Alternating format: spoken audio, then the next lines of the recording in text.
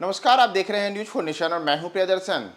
बिहार के उप मुख्यमंत्री तेजस्वी यादव इन दिनों जापान के दौरे पर हैं और जापान दौरे पर गए बिहार के उप मुख्यमंत्री तेजस्वी यादव वहां एक के बाद एक कई बैठकें कर रहे हैं। बिहार में कैसे विकास हो, बिहार में कैसे रोजगार की अपार संभावनाएं और आगे बढ़ें, बिहार में कैसे पर्यटन को विकास बढ़ावा मिले और बिहार में कैसे विदेशी लोग आएं, इन तमाम चीज़ों को लेकर के जापान दौरे के दौरान अब तेजस्वी यादव वहां के अलग अलग राजनयिकों से, जापान सरकार के लोगों से और जापान के विभिन्न प्रतिनिधिमंडलों से मिलकर के बिहार को विकसित बिहार बनाने की दिशा के लिए एक अलग किस्म की वहां पर तमाम जो बैठकें कर रहे हैं उसमें अलग अलग चर्चाएं कर रहे हैं। और इसी दौरान आज तेजस्वी यादव ने जापान में एक अहम मुलाकात की है जिससे बिहार में पर्यटन की अपार संभावनाएं और ज़्यादा तेजी से आगे बढ़ सकती हैं और विशेष करके बिहार जो कि भगवान बुद्ध की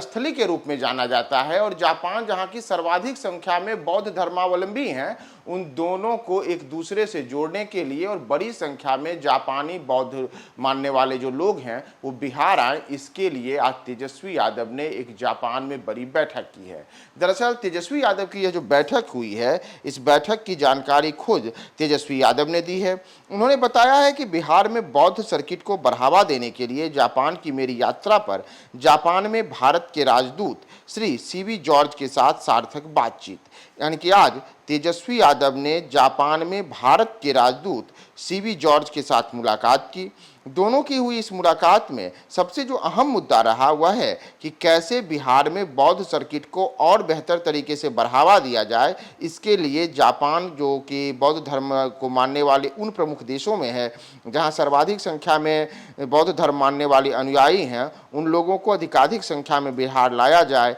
और बिहार में बौद्ध सर्किट को बढ़ावा दिया जाए। तो इन तमाम चीज़ों को लेकर के सीवी जॉर्ज के साथ आज तेजस्वी यादव की यह मुलाकात हुई और दोनों के बीच बातचीत भी हुई है। जो तस्वीरें तेजस्वी यादव ने अभी बैठक को लेकर के पोस्ट की है उसमें उन्होंने बिहार की संस्कृति, बिहार की जो पहचान है उससे संबंधित एक दूसरे को वहाँ पे प्रतीक चिन्ह भी भेंट किया गया है। और इतना ही नहीं, अगर हम तेजस्वी यादव के जापान दौरे की बात करें तो तेजस्वी यादव पिछले दिनों 24 नवंबर को जापान की यात्रा पर गए थे। उनकी यह जो यात्रा है यह यात्रा 1 नवंबर तक चलेगी और इस दौरान तेजस्वी यादव जापान में जापान सरकार और अधिकारियों के साथ बातचीत करेंगे। और इस दौरान ये जो उनका आधिकारिक दौरा है उसमें मुख्य रूप से बिहार में पर्यटन विकास और विस्तार को लेकर के तेजस्वी यादव ने अब विदेशों में बिहार की धाक जमाने के लिए और विदेशियों को बिहार में आमंत्रित करने के लिए एक पहल की है। और इसी के तहत उन्होंने जापान में जो पर्यटन को विकास